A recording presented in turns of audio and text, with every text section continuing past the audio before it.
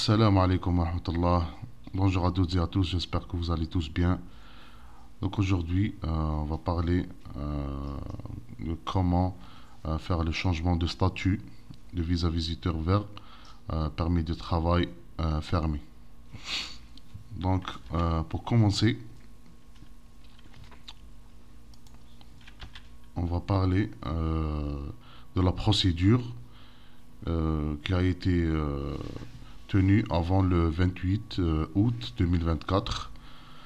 Donc le visiteur là, donc il va chercher un contrat de travail. Après avoir décroché un contrat de travail, il va demander le CAQ dans le Québec, bien sûr, la province du Québec. En dehors du Québec, il n'y a pas de CAQ. Il va demander aussi l'UMT, l'étude d'impact sur le marché du travail. Sauf un seul cas qui est dans le cadre de mobilité, s'il a trouvé un contrat de travail dans le cadre de la mobilité francophone, bien sûr, hors Québec. Voilà, et le CAQ, c'est le certificat d'acceptation au Québec. Donc après tout ça, on va obtenir un permis de travail fermé. Bien sûr lié à un seul employeur. C'est pour ça qu'on appelle permis de travail fermé. Voilà. Donc avant le 28-8, comme on a parlé, le visiteur, il cherche un contrat de travail, il fait la demande de l'UMT en ligne, il fait la demande CAQ en ligne. La demande de l'UMT est à 1000 dollars canadiens. La demande CAQ en ligne aussi est à 444 dollars canadiens. Et après, le délai d'attente ou le délai de livraison, c'est de 1 à 2 mois et demi. Voilà. Donc ça, c'est la procédure normale. Donc on avait deux procédures avant le 28-8. Commençons je pense, en février 2020. La politique d'intérêt qui a été prise à cause du Covid. Donc en général, c'est pour les visiteurs, pour changer leur statut. Donc ils peuvent changer leur statut en restant au Canada, sans se déplacer à leur pays d'origine. Donc c'est ça. Donc sans plus tarder, on va commencer par la procédure numéro 1, qui est la demande aux frontières. Donc vous êtes au Canada. Après avoir eu l'UMT positif et le CAQ, donc vous allez faire le tour de drapeau, donc après avoir les deux, et vous allez faire la visite médicale bien sûr, et vous allez faire le tour de drapeau ou le tour de poteau aux frontières, et vous allez amener avec vous au muni de l'UMT positif plus CAQ plus visite médicale, comme j'ai déjà parlé, plus le contrat de travail, plus 155 dollars canadiens. Tout ça pour avoir le permis de travail fermé dans la journée. Voilà, donc c'est très rapide comme procédure.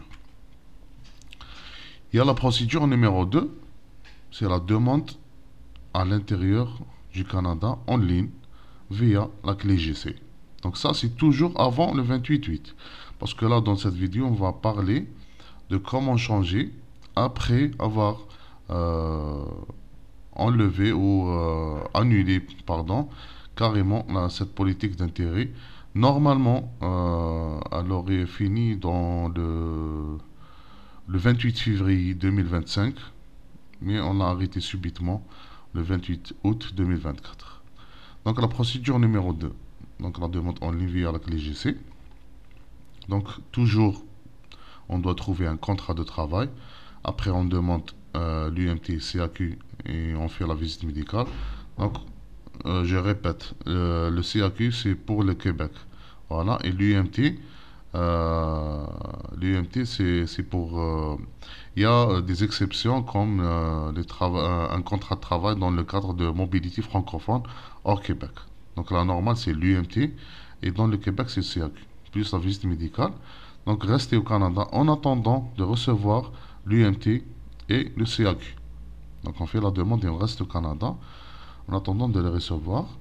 Après, la demande en ligne, Donc on fait la demande en ligne en remplissant le formulaire IMM 5710 qui demande de modifier les conditions de séjour, proroger le séjour et demeurer au Canada comme travailleur. Voilà. Donc à partir du 28/8/2024, quand la politique d'intérêt a été annulée, donc la procédure numéro 1, demande aux frontières, ne fait plus l'actualité. Donc on ne peut pas demander. En général, je vais dire 98% des demandes seront refusées, si ce n'est pas plus.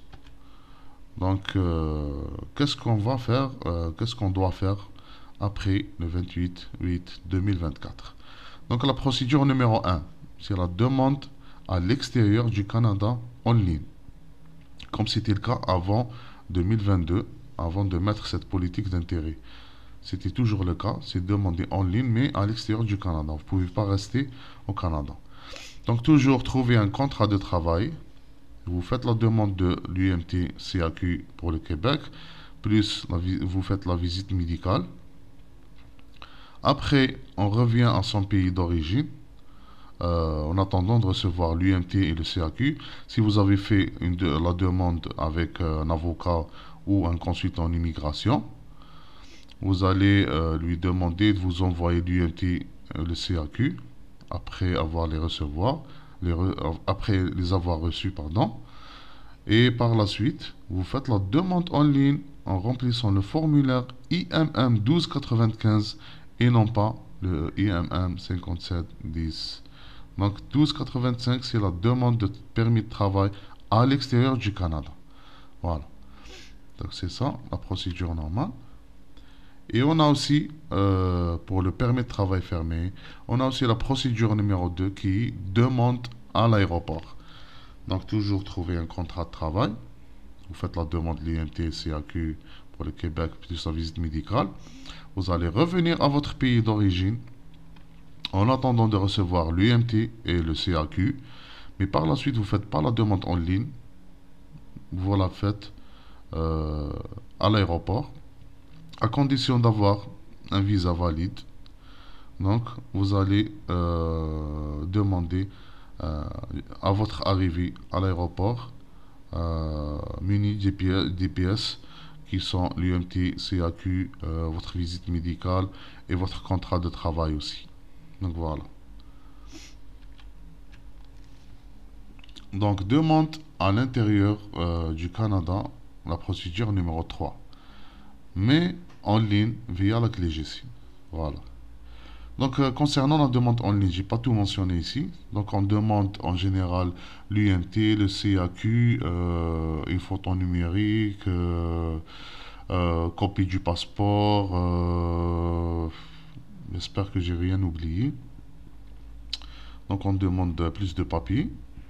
Donc, on va revenir à la procédure numéro 3 qui demande à l'intérieur du Canada en ligne via la clé GC. Donc, trouver un contrat de travail. Comme les autres dans toutes les procédures, et demandez si le MTCAQ pour le Québec et vous faites la visite médicale, pardon. Donc restez au Canada en attendant de recevoir l'UMT et le CAQ. Dès que vous recevez l'UMT et le CAQ, vous faites la demande en ligne en remplissant le formulaire 1295 et non pas le 5710. Parce que le 5710, c'est à l'intérieur du Canada que vous êtes à l'intérieur. C'était avant le 28/8. Maintenant, on fait cette demande de permis de travail du 1295 qui demande permis de travail à l'extérieur du Canada. Voilà. Mais on ne peut pas récupérer le permis de travail de l'intérieur du Canada. Donc, voilà, le permis de travail fermé ne peut pas être récupéré à l'intérieur du Canada. Vous devez sortir du pays et rentrer une nouvelle fois et le demander à l'aéroport. Voilà, sortir carrément. C'est ça la différence entre la période qui est avant le 28/8, qui était dans le cadre de la politique d'intérêt, et la période et à partir du 28/8 jusqu'à nouvel ordre. Donc voilà, juste à signaler, il y a des avocats et des consultants qui vous disent qu'on va vous faire la demande à l'intérieur du Canada. Donc ils vont remplir le IMM 1295. C'est juste la procédure que vous faites avec le consultant, donc qui demande de permis de travail à l'extérieur du Canada. Il va vous envoyer tout ce qu'il faut et vous allez récupérer votre permis de travail en revenant au Canada. Donc vous devez sortir du pays et revenir pour récupérer votre permis du travail.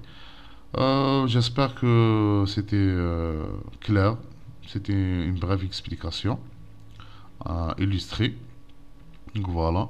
Donc en général, euh, les chances sont toujours là pour avoir un permis de travail euh, ou pour changer le statut du visiteur au travailleur étranger temporaire.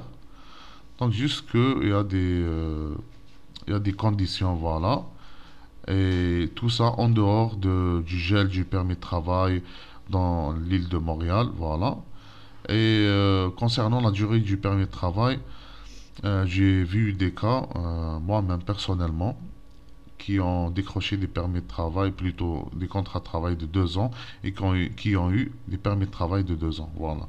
Donc, on a dit que les permis de travail seront de 1 année maximum et non renouvelables.